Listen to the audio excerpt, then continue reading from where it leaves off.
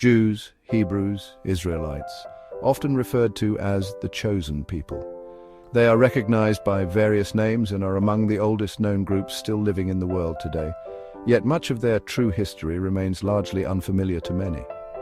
They entered into a sacred covenant with God, whose name they are forbidden to speak aloud. Since the early days of their existence, they have experienced miraculous events and encounters with supernatural beings. Jewish scholars and Kabbalists possess an incredible wealth of esoteric knowledge which remains accessible to only a select few. In this documentary, we will embark on an in-depth journey through the complete history of the Jewish people, tracing their origins up to the modern era. Welcome. In 1896, the renowned Egyptologist and archaeologist Sir William Flinders Petrie made an extraordinary discovery buried beneath the sands of Thebes, Egypt. Alongside his team, he uncovered a black granite slab that stood 10 feet tall and was completely covered in hieroglyphic inscriptions and illustrations. This artifact was a commemorative inscription commissioned by Pharaoh Merneptah, who ruled Egypt between 1213 and 1203 BCE.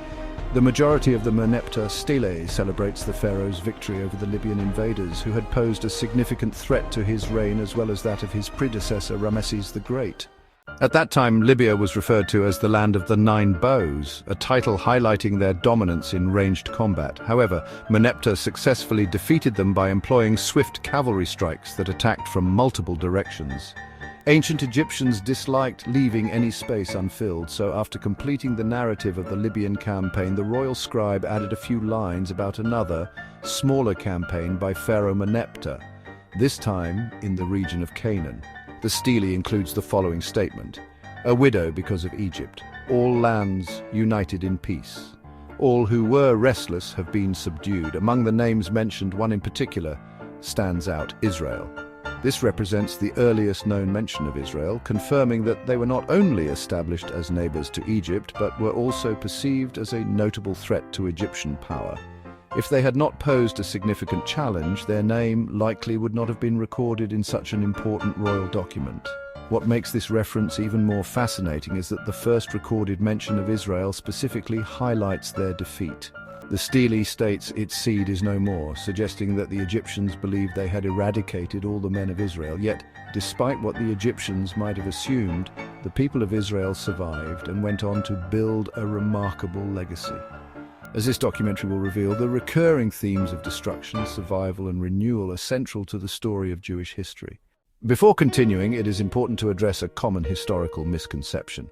According to the biblical books of Genesis and Exodus, the Israelites lived in the Nile Delta, were enslaved by an Egyptian pharaoh, and were tasked with constructing the pyramids.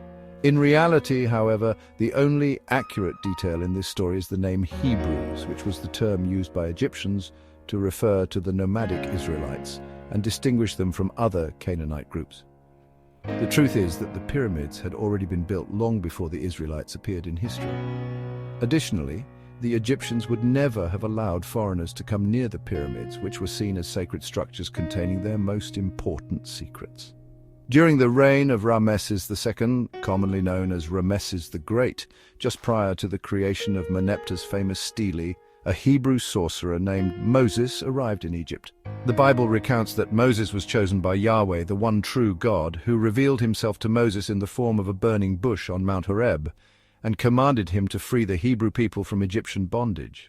However, the actual story is far more intriguing. As previously stated, there were no Hebrew slaves in Egypt during this period. The Hebrews living in Egypt had settled in the northern part of the Nile Delta, a fertile region where they farmed and conducted trade with the nomadic Canaanites and Libyans. Yahweh, the deity worshipped by the Israelites, was a fierce and powerful god, associated with destruction and vengeance. He held great disdain for the Egyptians, who worshipped multiple gods. However, the Israelites, being unprepared to rebel against the mighty Egyptian empire, had adopted Egyptian religious practices and lived comfortably in Egypt. This betrayal of their faith enraged Yahweh. To demonstrate his might, Yahweh sent Moses to demand that the Egyptians expel the Hebrews into the desert. Moses, accompanied by his brother Aaron, approached Pharaoh and asked for the Hebrews' release. To prove their divine backing, Aaron performed a miracle, throwing Moses' staff to the ground, where it transformed into a serpent. However, Pharaoh's own magicians replicated the feat by summoning their own serpents. Moses' serpent ultimately consumed the others, but Pharaoh saw this as an affront and had Moses and Aaron expelled from the palace. Moses then returned to the desert and reported these events to Yahweh. Yahweh instructed him to return repeatedly with the same request, releasing a series of devastating plagues upon Egypt whenever Pharaoh refused. While Pharaoh's magicians managed to counter the initial plagues, such as turning the Nile's waters into blood and summoning frogs, they were unable to match the later plagues, such as an infestation of gnats or mosquitoes. After enduring additional plagues, flies, livestock disease, boils, hailstorms, locusts, and more, Pharaoh finally relented and allowed the Hebrews to leave. Moses led them out of Egypt and into the desert as Yahweh had commanded.